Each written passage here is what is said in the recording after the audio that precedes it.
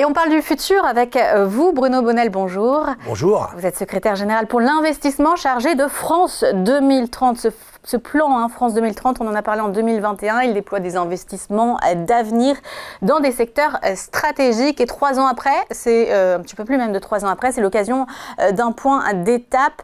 Ce plan, on est toujours à 54 milliards qui doivent être déployés en tout. Alors 54 milliards et à date, au bout de 3 ans d'exécution, pour la nuance entre l'annonce et l'exécution, 38 milliards 5 ont été aujourd'hui déployés oui.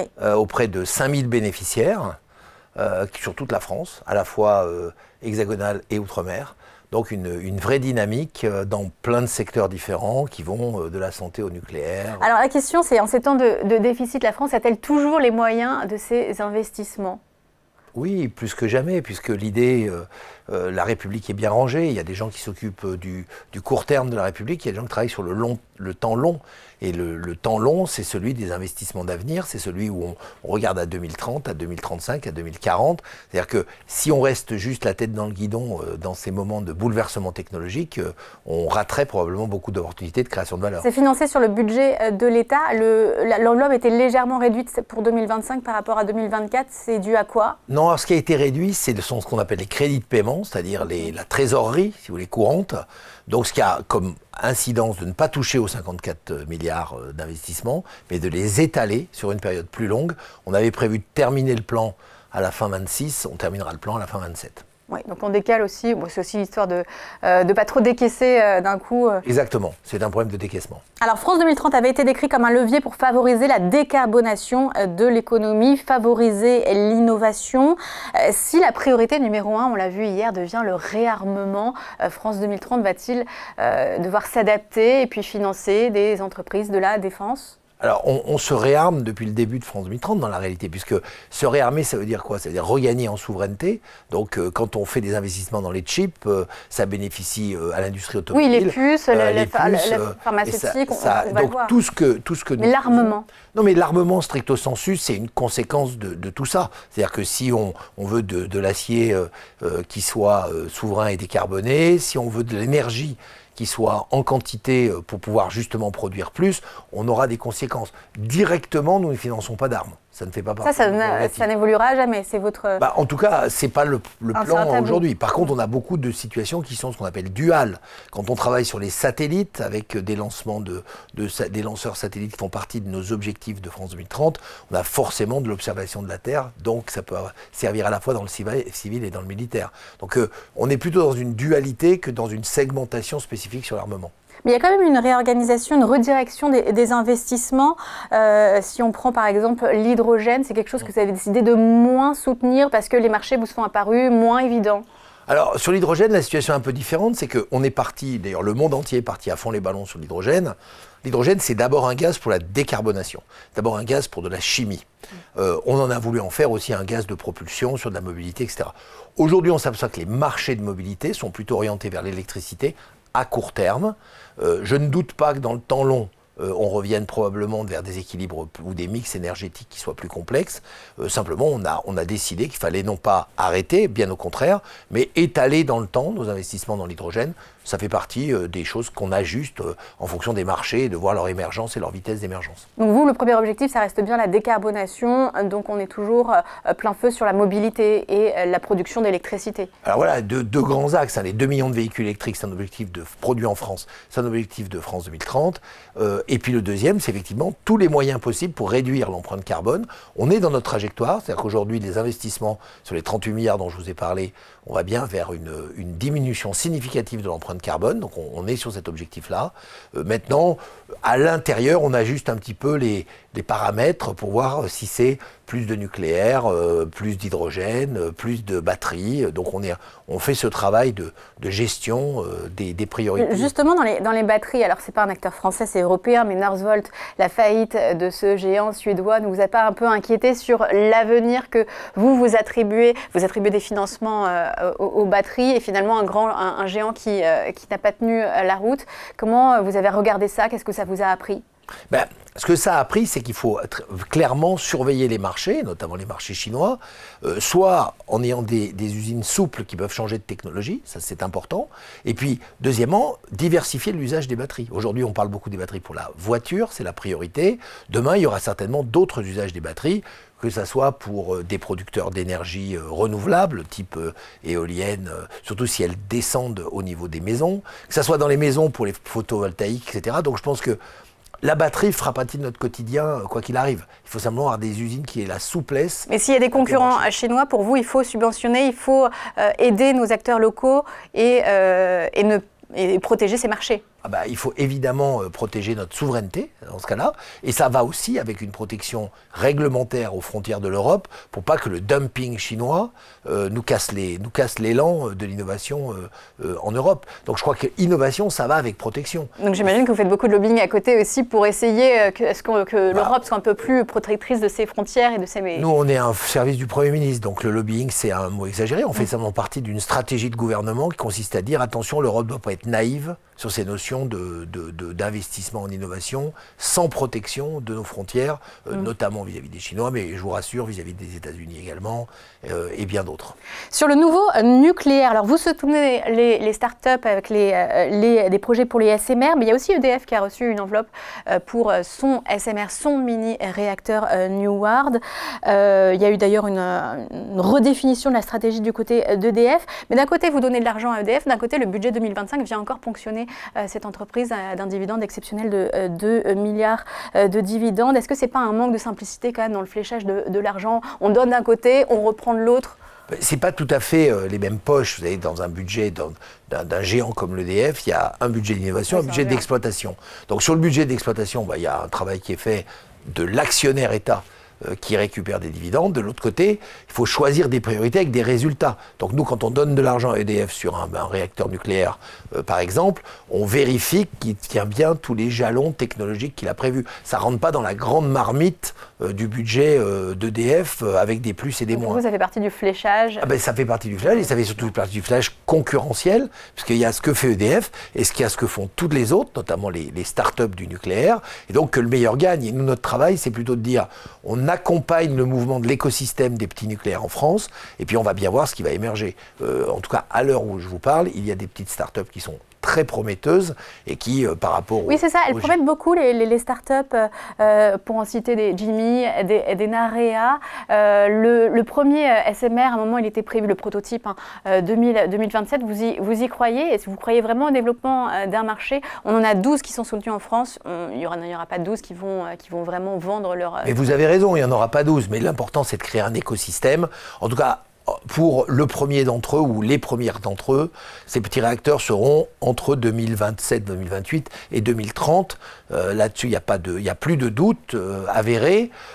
Par contre, il y aura une émergence des petits réacteurs nucléaires probablement sur la prochaine décennie avec des nouvelles technologies qui sont encore plus complexes. Quand on dit petits réacteurs nucléaires, il y a 5 ou 6 technologies différentes. Les premières arrivent et les autres vont suivre. C'est un petit peu comme on disait le moteur à explosion. Il a commencé avec de l'essence, voire du pétrole. Il a continué avec des diesels. Ben là, c'est pareil. Il y a une évolution de l'énergie nucléaire. C'est d'ailleurs pour ça qu'il faut bien déconnecter cette notion de nucléaire de dont on parlait dans les années 70. On n'est plus du tout technologiquement dans les mêmes choses. C'est beaucoup plus sophistiqué, beaucoup plus sûr et surtout beaucoup plus pilotable. Et là, quand vous apportez vos financements, il s'agit de quelles... ce sont des subventions, des prises de participation? On n'en est pas dans le... Ah non, on est en subvention dans la grande majorité des cas, ou en prêt remboursable en cas de succès, parce qu'on peut partager aussi le succès. Si l'État a accompagné, a dérisqué, c'est bien qu'on récupère une partie de la somme. On fait des prises de participation dans certains cas, avec des fonds exactement comme le ferait sur un modèle de fonds traditionnel. Alors des fonds comme par exemple SPI, Ecotech, ADEME Investissement, tout ça, ce sont des fonds de France 2030.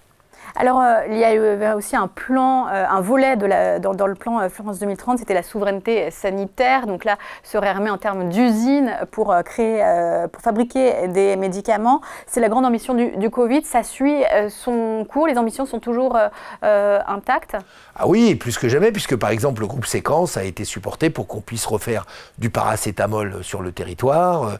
On a des accords avec Sanofi pour pouvoir fabriquer des vaccins en quantité importante en cas de crise. crise, être très réactif, pouvoir justement se mettre à avoir une usine clé en main qui puisse avancer. Donc ce plan sanitaire, il continue. Mais il continue également sur tout ce qui est l'analyse, la recherche, pour être aussi encore plus agile grâce à l'intelligence artificielle, pour aller trouver des solutions médicamenteuses beaucoup plus vite.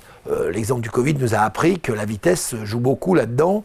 Il ne faut pas laisser partir un virus sans contrôle et surtout sans réponse. Donc il y a un travail sur les unités de fabrication et il y a un travail sur la recherche, et les deux sont complémentaires. La recherche, vous financez des biotech, du coup? Alors, on finance des biotech, on finance également des centres de recherche publics, hein, on finance des CHU, la PHP, etc.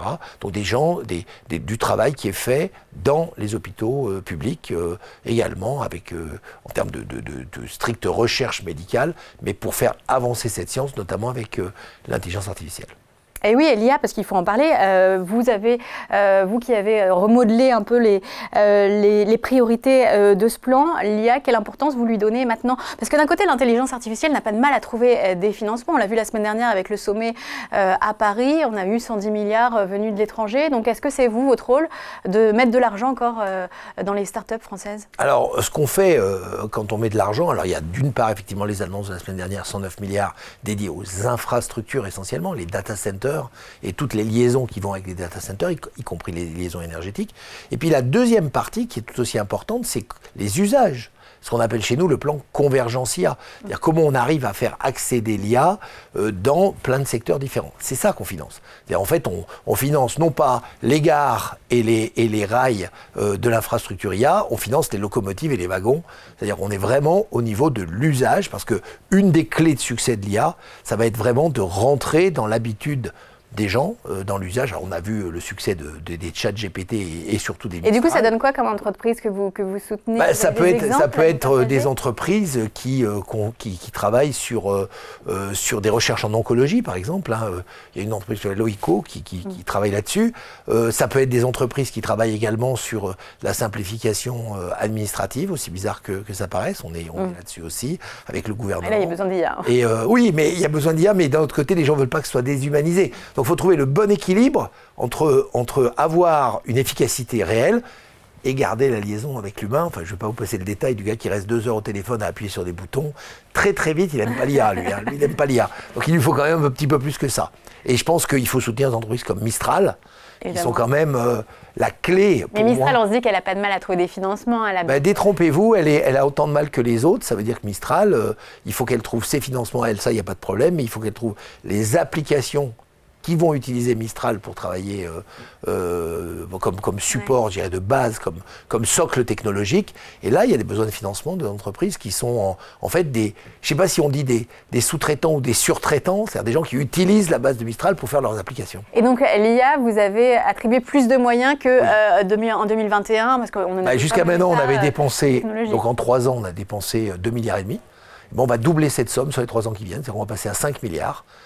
Alors, 5 milliards dans l'IA, dans tous les secteurs que France 2030 adresse, c'est-à-dire pas juste du développement technologique de mathématiques et d'algorithmes, mais également les fameuses applications dont je vous parle dans tous les secteurs. Ouais. Vous dépendez de Matignon, qui a pas mal changé de tête forcément ces derniers temps. L'instabilité ministérielle, est-ce qu'elle amène des retards dans les décisions d'investissement? Est-ce que vous suivez ça de près pour que justement les entreprises sur le terrain, elles ne soient pas impactées par cette instabilité que nous connaissons? Alors, pour tout ce qui était plan décidé et engagé, il n'y a eu aucune différence. Le plan se déroule, l'administration est là pour ça et ça fonctionne très bien. Pour les nouvelles décisions, on ne va pas se cacher, évidemment, ça a fait quelques dérapages. Ceci dit, on est en train de les rattraper, d'une part. Ça nous a permis également de souffler un peu et de réfléchir à nos priorités, ce qui n'est pas forcément dommage. Donc je ne dirais pas que la période a été bénéfique, il ne faut pas exagérer, mais bon, elle n'a pas non plus été gâchée, parce que pendant ces quelques mois où il y a eu des oscillations ministérielles, ça nous a permis d'ajuster, de faire mieux des suivis, d'accompagner l'entreprise un peu différemment. Maintenant, la machine est repartie et depuis lundi, depuis hier, nous avons un budget. Et depuis qu'on a un budget, on recommence à dérouler. Ouais. L'investissement privé en France, parce que vous étiez aussi secrétaire général pour l'investissement de manière générale, on a appris qu'il avait été remonté en fin d'année dernière, 2024, grâce aussi à la baisse de taux. Ça vous inquiétait, cet investissement qui avait du mal à reprendre pendant toute l'année 2024? Ça fait plus que m'inquiéter. Là, il faut sonner l'alerte. L'investissement privé n'est pas là, n'est pas au rendez-vous, et l'État est de façon beaucoup trop exagéré, interventionniste à la place de l'investissement privé. Les grandes difficultés que nous avons, c'est souvent nous donnons des subventions à des entreprises. La contrepartie, c'est qu'elles ont des fonds propres qui soient équivalentes à ces subventions. En clair, je vous donne 1 million de subventions. Vous devez me montrer que vous avez 1 million de fonds propres ou de capitaux privés. Et très souvent, il y a des entreprises qui renoncent à leurs subventions. En tout cas, très souvent, régulièrement, ou qui demandent à les réduire parce qu'elles ne trouvent pas le montant de capitaux privés en face. Donc là, il y a un moment donné, il ne peut pas y avoir que la France qui croit en ses inventeurs et ses innovateurs. Il va falloir qu'on s'y mette ensemble avec les capitaux privés. Et très souvent, chaque fois que j'ai l'occasion, merci de me la donner, je dis aux capitaux privés, ne soyez ni peureux ni myopes. Ça veut dire, n'ayez pas peur et regardez privés, longtemps. Mais aussi les banques. Les banques aussi avaient du mal à faire leur travail. Les banques, vous savez, elles font un travail de banque. Moi, il faut donner un bon crédit aux banques. Les banques, elles travaillent à prêter de l'argent sur des projets. Elles peuvent le faire. Elles ont des critères. Et s'il n'y a pas de capitaux, d'actionnaires privés qui soutiennent des innovations, elles ont beaucoup de mal à traiter des dossiers. Donc une Union européenne de l'investissement et de l'épargne, c'est finalement quelque chose qui ça serait essentiel. Amener plus d'investisseurs et d'investissements. Alors c'est d'une part un élément essentiel pour demain, et d'autre part, ça permettrait surtout d'être à la taille qu'il faut par rapport aux Américains ou aux Chinois sur certains investissements. Il y a des sujets qui sont continentaux. On parlait tout à l'heure des petits réacteurs nucléaires. Le déploiement d'une stratégie énergétique globale en Europe, ça sera un sujet continental, ce sera un sujet avec des zéros en plus que ce que peut faire la France. Mario Draghi a dit, c'est 1000 milliards pour l'Europe, l'innovation. On a fait 54, on est sur la route, mais enfin bon, on est encore loin du compte. Et c'est pour ça qu'il faut qu'il y ait une fédération des énergies, des économies, des investissements au niveau européen, pour qu'on fasse vraiment une différence. Au niveau monétaire, les taux ne sont pas trop élevés, justement, pour tous les investissements dont a besoin l'économie européenne. C'est tout le paradoxe, c'est-à-dire qu'aujourd'hui, plus on va se réfugier dans les valeurs monétaires ou dans les valeurs immobilières, plus on va conforter l'idée que c'est là que ça se passe et c'est là qu'on fait de la rentabilité, plus on va s'éloigner de l'investissement productif. Et après, on dira, ah, mais il n'y a plus de production sur le territoire européen, voire le territoire français.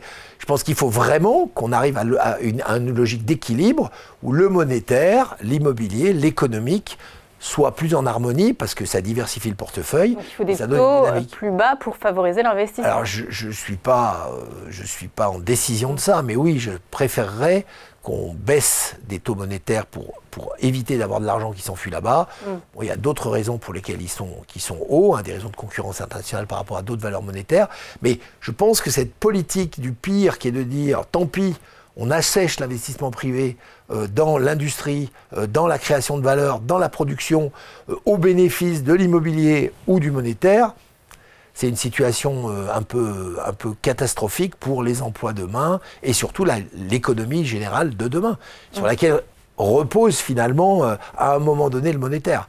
Et si les gens n'ont plus assez d'argent parce que ça devient trop cher et trop spéculatif pour louer ou acheter des maisons et non plus de job, on a une société qui n'ira pas tout à fait dans le bon sens. C'est le fléchage de l'argent toujours vers l'économie réelle. Merci à vous Bruno Bonnel, donc secrétaire général de l'investissement et de France 2030. Merci d'être venu sur nos Merci à vous.